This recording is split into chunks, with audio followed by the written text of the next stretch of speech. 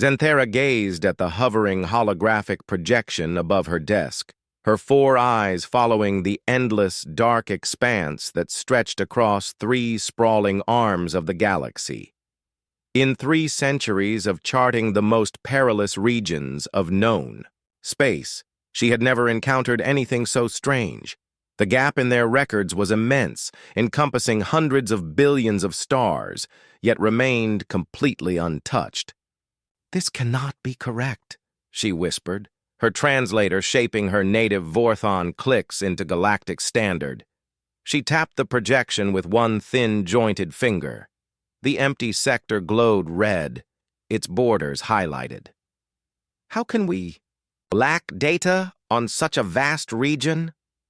The office door parted with a soft hiss. Director Kazan entered, his heavy stride echoing on the metal floor. The Kraxan stood twice her size, thick gray hide stretched over his frame and small, anxious eyes, darting. Today those eyes looked especially uneasy. "Xanthera, good. You received the assignment brief." He moved closer, standing beside her desk, careful not to stare directly at the projection. "Director, I must ask about this zone." Xanthera gestured at the void. "Our archives show thousands of settled systems. Trade flows are recorded. We even maintain treaties with several peoples here. Yet, there are no maps, no proper surveys, nothing." Kazan shifted his weight, uneasy. "Yes, that is why the Council has finally sanctioned a full mapping expedition. You are our finest cartographer. If anyone can chart it, it is you." "But why has it never been charted before?" Xanthera scrolled through historical archives.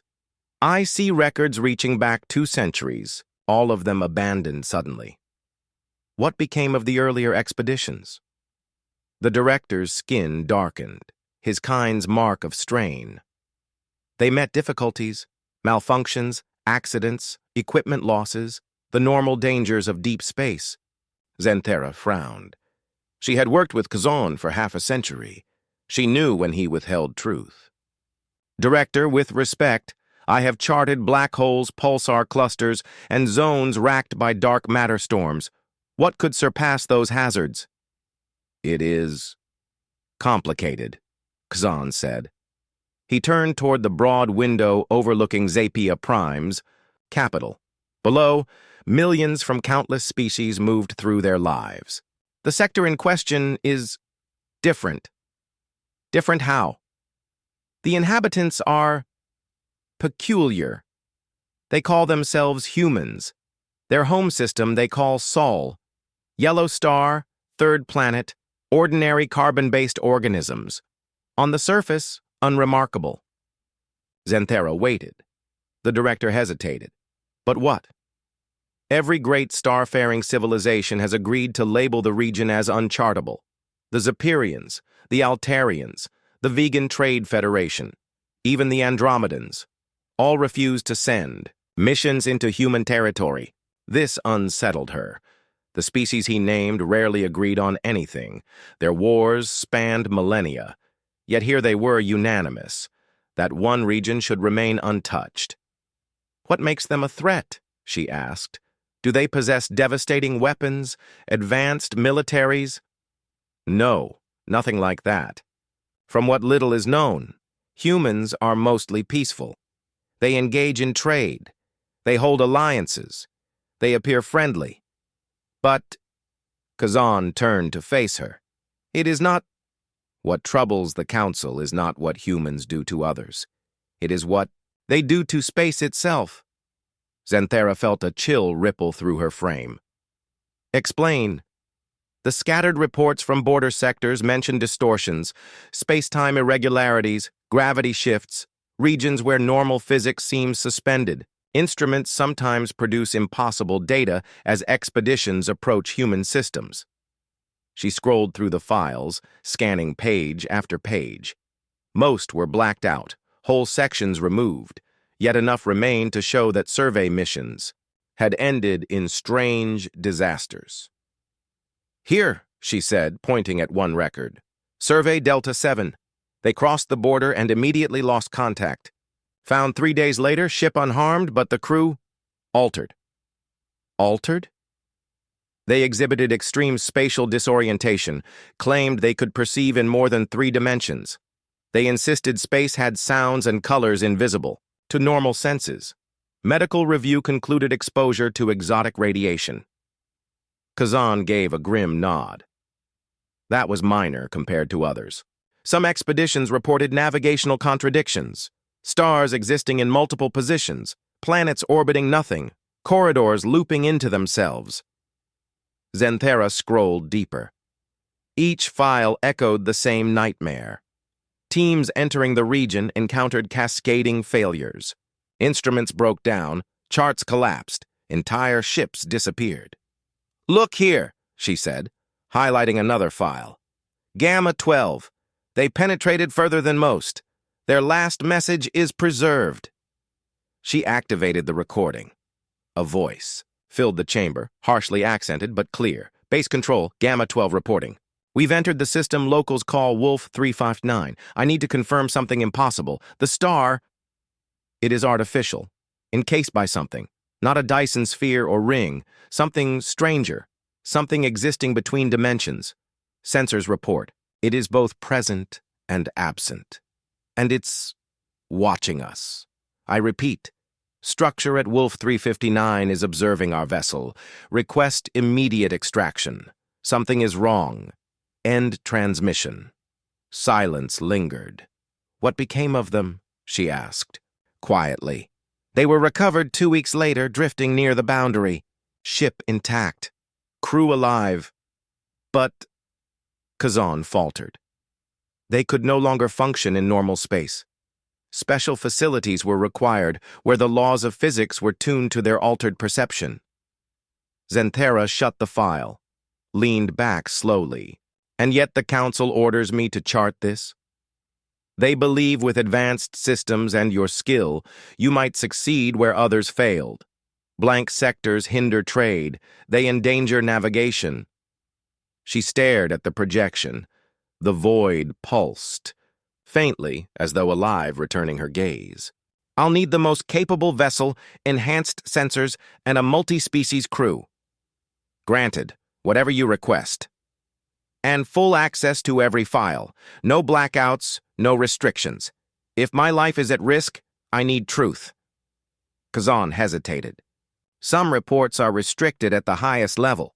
Knowledge within them is perilous. Director, you're sending me into the one sector the galaxy fears. I think I can manage reading a few forbidden files." After a long pause, he nodded. "So be it. You'll have clearance, but beware. What you read will change how you perceive reality. Once known, it cannot be unlearned." That evening, alone, she opened the files. Their words tore at everything she believed about time, space, existence. The final report, written a century earlier, ended with one chilling entry. "Emergency. Protocol Omega-7 enacted. Survey in Sector 001A terminated. Cause, subjects attained spatial awareness beyond tolerable limits. Recommendation, region classified cartographically impossible. Further mapping forbidden." Signed by the full council. Every species had agreed. Whatever lurked within that dark expanse was too dangerous to chart, to comprehend, or to contact. Tomorrow, she would enter it. With her ship, her crew, and her resolve, she would attempt what centuries had abandoned. She only prayed she would return unchanged. The survey vessel, stellar cartographer, tore from hyperspace at the perimeter of the forbidden void with a sound like... Reality shuddered as though tearing. Xanthera's stomach twisted while the ship's gravity field struggled against warped space-time at the border of the forbidden zone. Even here, at its very edge, everything felt subtly wrong. "All stations. Report," she commanded, her voice steady across the bridge crew of 12 specialists. Each one was selected from a different species, chosen for mastery in hazardous cartographic expeditions. Navigation systems active, said Lieutenant Zexai, a crystalline entity whose natural ability to perceive multi-dimensional patterns made her indispensable. But my readings are irregular. Space-time here is denser than normal. Define denser, Zenthera asked, stepping behind her. In standard terms, difficult. Imagine moving through water rather than air. The basic texture of space resists. Our hyperspace drives consumed 17% more energy just reaching this border. Chief Science Officer Frolto, a towering insectoid from Hive Worlds, looked up from his console. Confirming anomalous results. Gravitational signatures. Contradict known star charts. I detect mass concentrations without origin. Show me, Zenthera ordered. The main view screen lit, revealing not empty void, but an intricate lattice of gravitational distortions weaving across the cosmos. Curved force lines twisted in endless arcs, like unseen rivers carving highways through the void. These structures, Zenthera whispered, awe in her tone. They cannot be natural. No, replied Verak. They are engineered, but the scope defies any known science. These currents span thousands of light years. Someone has reforged the skeleton of space itself. At communications, Tara's tentacles twitched as she lifted her gaze, black eyes full of concern. Captain, receiving transmissions from within the region. Multiple origins. They sound like warnings. Play them. The bridge filled with overlapping voices, dozens of tongues, many familiar from species said to inhabit the unmapped expanse. All shared the same plea. Turn back. Outsiders are unsafe here. Leave at once. You cannot comprehend what lies ahead. Conditions beyond standard physics. Your systems will fail. The messages repeated for minutes before Tara silenced the channel. Uneasy quiet fell over the bridge. They are protecting us, murmured Dr. Quintel, the ship's elderly physicist, an Alarian who had studied gravitational irregularities for centuries. The natives know what we cannot. Our task is to chart this void, Zenthera answered firmly. We do not retreat at first resistance. Proceed to the nearest inhabited world. Full sensor operations. Engines roared as the stellar cartographer pressed deeper, its drives straining against warped conditions. Readings grew stranger by the minute. Captain! Zexai's crystalline body flickered with agitation. Navigation coherence collapsing. Instruments report impossible coordinates. According to one system, we are located at 127.4x, 233.7x, 89.2, but simultaneously also at 890.1x, 45.9x, 156.8. Both remain consistent. It is as though we occupied two positions at once.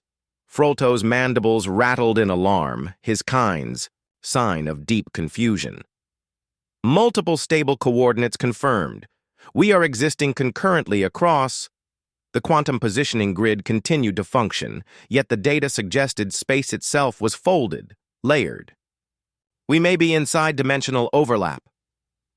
That is not possible, Dr. Quintel insisted. Space-time cannot fold so without tidal collapse. Gravity should tear us apart. Yet we endure, Zenthera replied.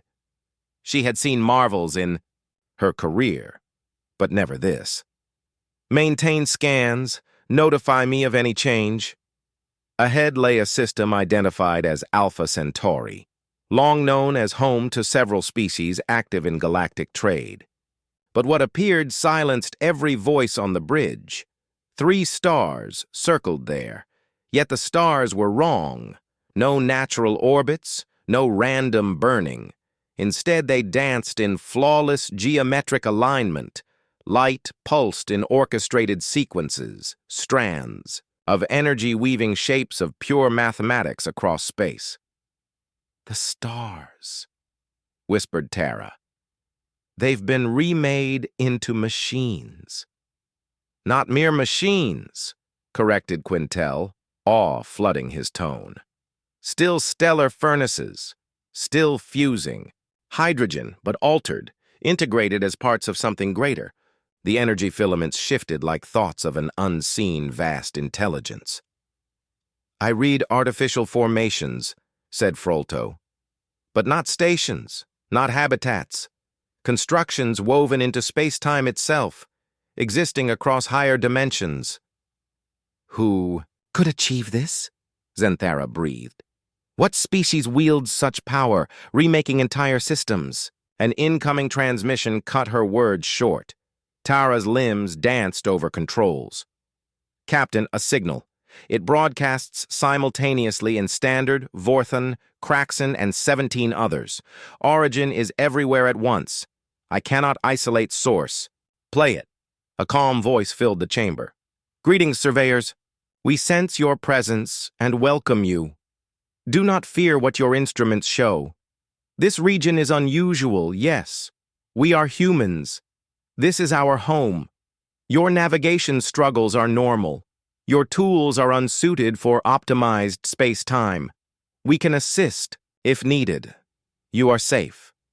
But we must ask you to depart. This space is reshaped for human use, dangerous for unprepared minds and bodies. This is not warning. It is kindness. Please turn back." The signal ended. Silence reigned. "Optimized space-time," Quintel echoed softly. What could that mean? Before answer came, alarms shrieked across every console. Gravity sensors displayed contradictions beyond physics. The quantum grid produced coordinates with negatives, with imaginary axes. Temporal indicators showed they moved forward and backward through time simultaneously. "Captain," cried Zexai, crystal body, flashing erratic hues. "We are being scanned, not the ship, us. Our minds, bodies, memories, genomes, all exposed." On the main screen, shifting glyphs appeared. At first, meaningless geometry. Then, slowly, they coalesced into words of her own tongue. "We see you. We know your purpose. We ask again, turn back. This is not threat. It is kindness. You are not prepared. Your species are not ready. We will wait. We have time." The message ended with coordinates forming a single word across 17 languages. Humanity. Xanthara shivered. Whatever inhabited this void was beyond comprehension. Humans had not merely colonized space. They had rewritten it, transformed it, and observed silently all along. "Set course deeper," she ordered, fear pressing against her heart. "Our mission is to map. We will not retreat." Yet she wondered if they would remain themselves once the truth was known. The stars ahead pulsed brighter, and she fancied she heard them sing. Against every warning, she drove the stellar cartographer onward. The next 3 systems unraveled her understanding further. The first, 7 planets circling a red giant star.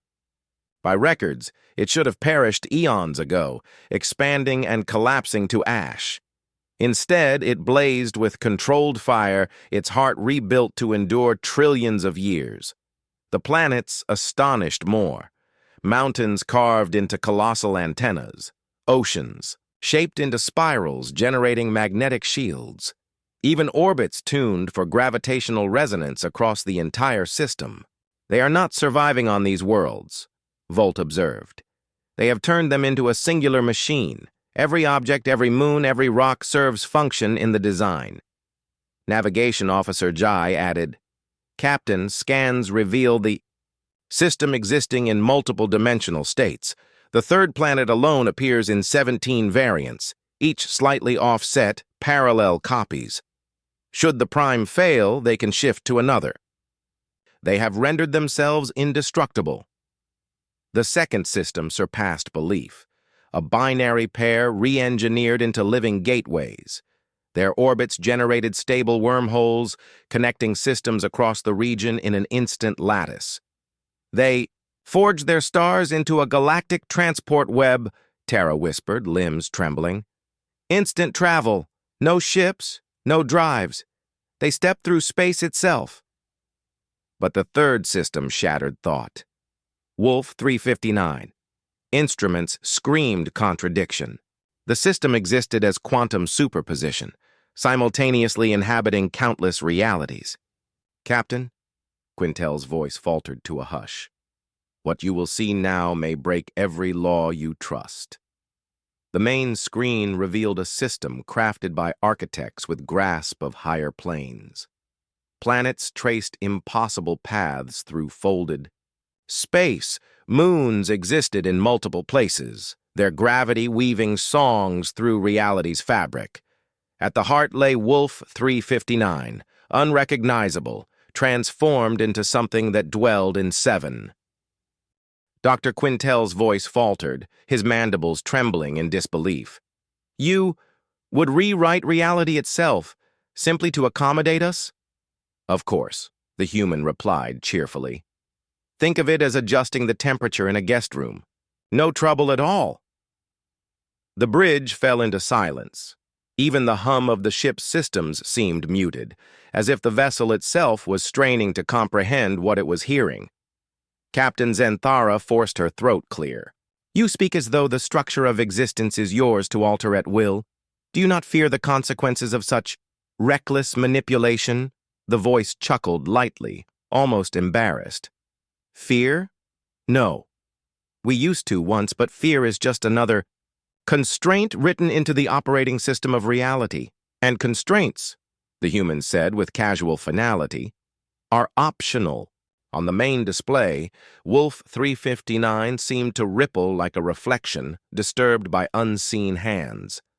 Whole planets folded inward like origami, vanishing into cracks of light, only to return as different worlds entirely, landscapes remade in moments. Vast, ring-like structures assembled themselves around the star before dissolving into shimmering lattices that threaded into parallel dimensions. Lieutenant Zexai's crystalline form flared with stress signals. "Captain, our instruments cannot resolve what we are seeing. Reality itself is contradictory. If they alter the laws of physics for us, our entire understanding of the universe will be invalidated." "Invalidated?" the human interrupted, politely. No, just upgraded." Dr. Quintel leaned forward, his ancient voice barely above a whisper. "Upgraded to what?" The voice hesitated, and for the first time its warmth seemed edged with something else. Something vast, alien, and utterly unconcerned with their perspective. "To something better," it said, whispered. "Certainly. That's simple enough. We can reduce the dimensional density around you, shaping space to behave in a way that feels more familiar. But I should warn you, it will narrow your perception. Much of our framework exists in dimensions unseen by most species. With growing dread, Zenthara realized the humans weren't merely offering to adjust their surroundings. They were revealing that reality itself could be altered as casually as lowering a thermostat. "How long have you possessed this ability?" she asked. "Oh, nearly 3 centuries now. It began when our researchers discovered how to perceive what we call the substrate layer beneath existence. Once you can observe the underlying code of the universe, modification is just a matter of mastering the syntax, the substrate language. Think of reality as a vast computational system. Most species only interact with the surface, the user interface you know as physical laws. We learn to reach the programming layer beneath. From there, we can rewrite the constants of creation: matter, energy, time, causality, space, all variables within a cosmic database. The vessel trembled as something immeasurable brushed the hull. Beyond the viewports, Zentha watched space ripple like liquid, bending around entities that existed, across more dimensions than she could process. "We should clarify," the human voice added gently, "that we've been carrying out maintenance throughout this spiral arm, enhancing stellar efficiency, arranging planetary alignments, refining space-time frameworks. Nothing dramatic, just smoother operation overall." This entire galactic arm. Volta clicked his mandibles in disbelief. How much territory have you altered? Let me think. We've completed optimization in about 40,000 star systems already, closer to 50,000 if you count the minor sites where only baseline improvements were done. Expansion progresses by roughly a dozen systems every day. The offhand manner in which the human explained this chilled Xanthera more than open threats ever could. They weren't boasting or posturing. They were describing cosmic revision as, one might discuss pruning a garden. Why, she pressed. Why undertake all this? Because we can, the human said plainly, and because the universe is magnificent. It seemed wrong to let it run on outdated foundations when we could refine it. Shouldn't every being have the chance to exist in the best possible version of reality? As the stellar cartographer drifted, through the impossible geometries of Wolf 359, Xanthera finally grasped why the galaxy refused to chart human domains. It wasn't hostility in the usual sense. 3 days later, the stellar craft reached Earth orbit, guided by what the humans termed a navigation field, a bubble of stabilized space-time that let alien ships function inside their impossible physics. Xanthara remembered Earth from archives, a simple blue-green planet with standard continents, weather, and natural systems. The world now before them was unrecognizable. Still blue and green, yes, but every feature revealed deliberate design. Continents traced mathematical curves channeling global energy flows. Oceans spiraled in currents generating magnetic fields on a planetary scale. Even the weather operated as a flawless climate system in perpetual balance. Look at the moon, Dr. Quintal whispered, pointing at the satellite. It had become a colossal computational engine, the surface layered with structures processing quantum-level data. Yet Mars showed humanity's greatest ambition. Once barren, it was transformed into what their guide called a reality anchor, a planetary-scale stabilizer maintaining dimensional harmonics across the solar system. The entire world now functioned as a machine, holding together exotic physics that enabled human society to live across overlapping realities. Incoming message. From Earth, Terra announced. They invite us to a facility they call the observatory. What kind of observatory?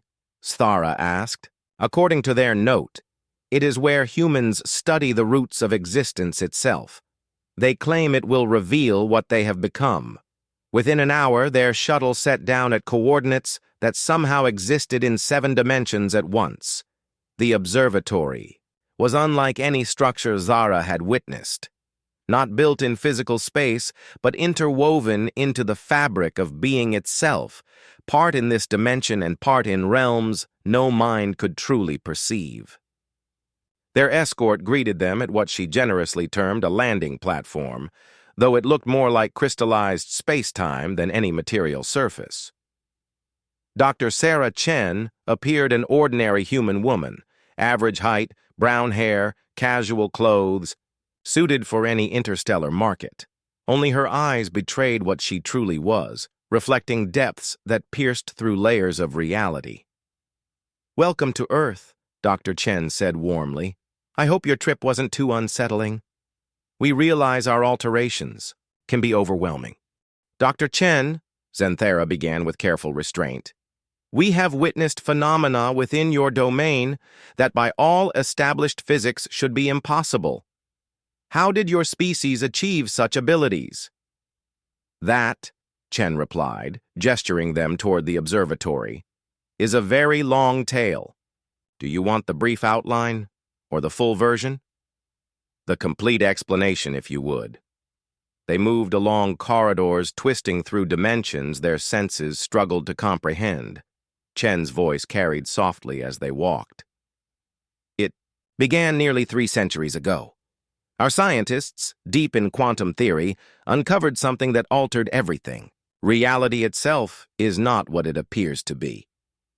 They entered a chamber so vast it seemed to contain the cosmos within its walls. Galaxies and constellations swirled in unbearable symmetry. Stera realized this was reality, from a vantage point no natural creature was meant to witness. What others call physical laws, Chen said evenly, are merely the surface interface of a much deeper system, like using icons on a computer desktop, unaware of the entire operating structure beneath. That is how most civilizations interact with the universe. And you access this foundation? Dr. Quintal asked. Precisely. We named it the substrate layer, the hidden programming beneath existence. Once revealed, it became clear that everything, mass, energy, time, causality, were only adjustable parameters. Chen waved a hand and a section of wall turned translucent. Beyond, Earth appeared, not as one world but countless iterations, each in parallel dimensions, joined by channels of quantum flow. Our first action was to back up our civilization, she explained. We stored mirror Earths in protected dimensions, safeguards against catastrophe. Death lost meaning. Scarcity ceased.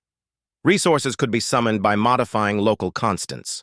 Then why continue outward? Xanthara pressed. If paradise was secured, why expand further? Chen frowned, puzzled. Because we realized we could help.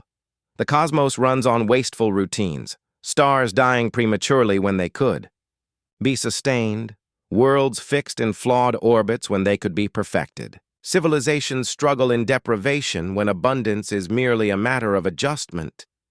She indicated another wall. It shifted to reveal a living map of human territory. Stera gasped. This was no handful of systems. The human refinements, stretched across half a galactic arm, enveloping hundreds of thousands of stars. We conquer nothing, Chen said, mistaking their alarm. We upgrade, we stabilize, we beautify. Native species are free to remain, and most do once they witness optimized existence. And those who refuse, Brolac challenged. We honor their will.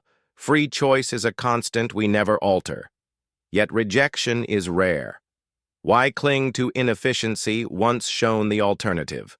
Scarcity and death, or limitless fulfillment? They reached the chamber's center where a massive construct pulsed with energies beyond dimensional comprehension. This, Chen said proudly, is our galactic optimization engine. With it, we no longer improve one system at a time. We reshape whole star clusters, adjusting space-time itself across vast regions. The data meant nothing to Xanthara. But Dr. Quintal's face blanched. You intend to reconfigure the galaxy, he whispered. Eventually, yes. Why not? All species deserve the best form of existence. No hunger, no illness, no death, no limitation. But what of preference? Xanthara pressed. What if some species choose their current lives? Chen looked genuinely baffled. Why would anyone select misery over joy, mortality over eternity, boundaries over infinite possibility? Holographic projection came alive, depicting human plans, optimized systems spreading outward, engulfing the Milky Way. Stera's stomach twisted as she watched entire regions rewritten into harmony. We estimate full optimization within 50 millennia, Chen continued calmly. Time, after all, is just another variable. There is no urgency. And during this process, Xanthara asked, all species are upgraded with their worlds, their biology perfected, lifespans extended without limit, their capacity for happiness increased, their comprehension of reality elevated to our level. They will become the best possible versions of themselves. But will they still be themselves? Cathera asked quietly. For the first time, Dr. Chen hesitated, as though the thought had never crossed her mind. Of course. We would never alter anyone's fundamental nature without consent. We are not monsters. We only want to help every being reach their full potential. Yet as Xanthara studied Chen's kind, unassuming face, she felt the terrible truth sink in. The humans truly believed this. They did not understand why any species might cling to imperfection when perfection could be engineered. They could not. Comprehend why anyone would choose risk, pain, or mortality when they could provide certainty, safety, and endless possibility. They were not conquerors, they were gardeners, cultivating a universe they saw as wild and wasteful, pruning and shaping it into orderly growth. And like all gardeners, they could not fathom why the weeds insisted on growing back. "We should return to our ship," Xanthera said at last. "We have learned what we needed." Chen's warm smile never wavered. "Of course, but please, take your time." 6 months later, Xanthara stood before the full assembly of the Galactic Council. Over 2,000 species filled the grand chamber on Zephyria Prime, their countless forms of communication colliding in a chaotic symphony of clicks, pulses, harmonics, and radiance that the universal translators strained to untangle. The noise died as she activated her report. A vast holographic display filled the chamber. Survey data, images of stellar-scale engineering, physics-defying readings, and records of technologies that treated nature's fundamental forces as casually, as most species wielded tools. "Honored representatives," Xanthera began, her voice amplified through the chamber. "I have completed the survey of the region designated Sector 01A, commonly called human space. What I found there alters everything we thought we knew about our place in the galaxy." She triggered the first sequence. Stars bent into impossible. Geometries, planets orbiting in defiance of gravity, whole systems existing in layered dimensions. "The humans have not merely colonized," she said. "They have rebuilt.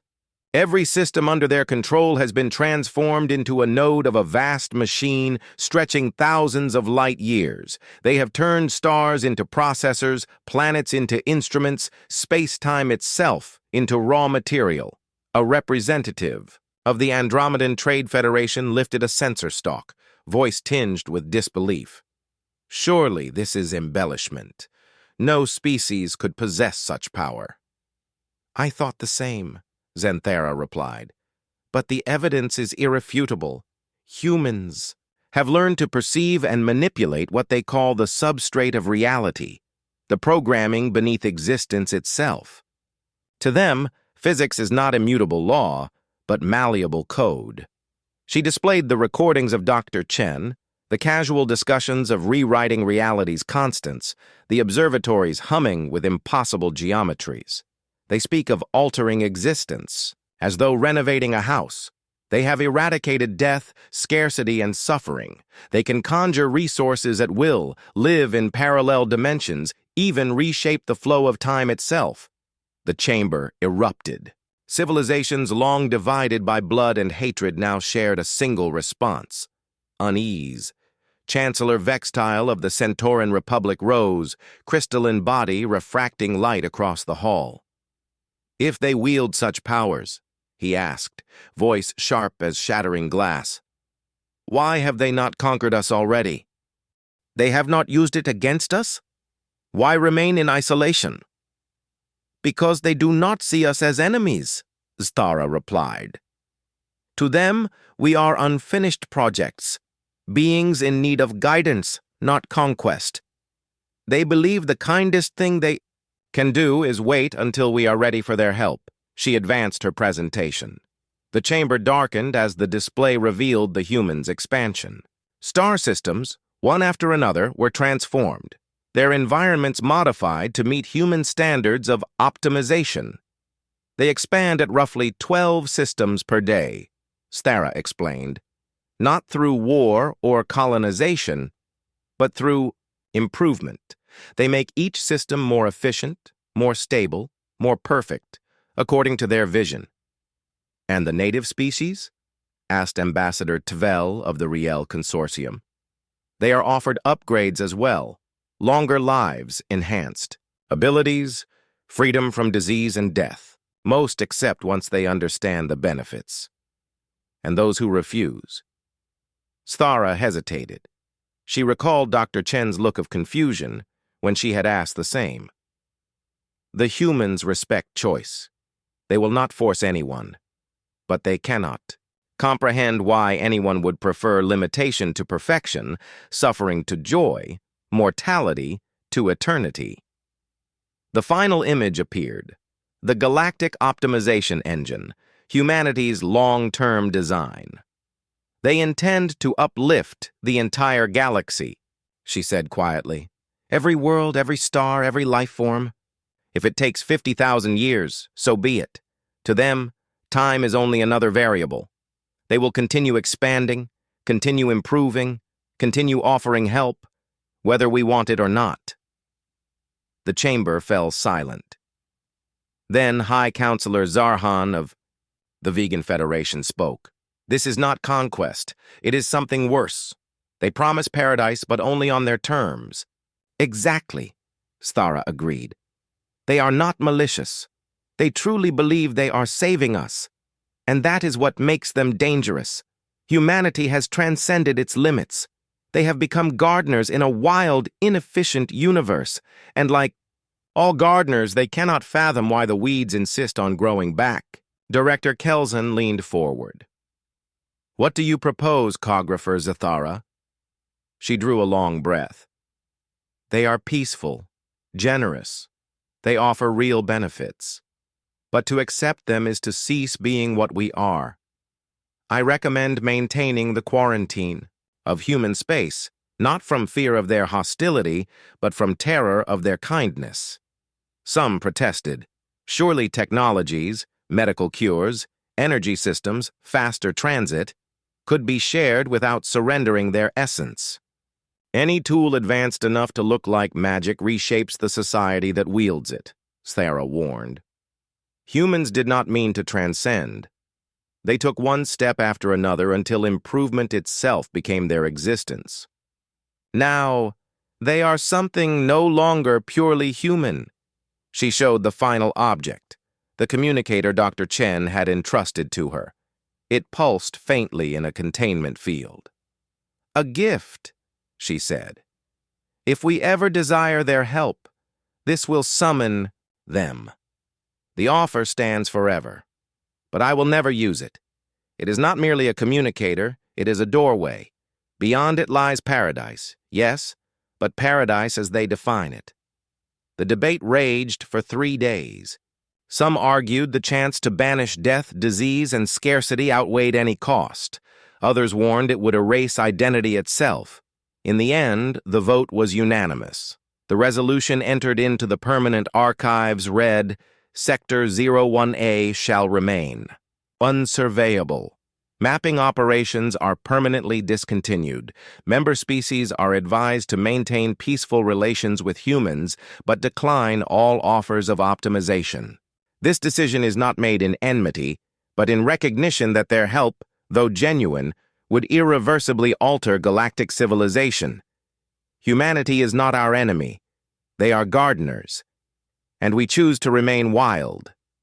When the chamber finally emptied, Sthara lingered alone, watching the steady bloom of optimized space spreading outward. She knew their choice would not halt it.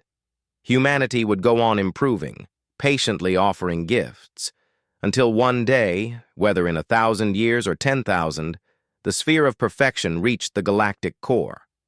And when that day came, the galaxy would face the same choice she had seen in human space. Paradise on another's terms, or the fragile right to remain imperfect. In her heart, she already knew which choice most would make when immortality finally stood within reach.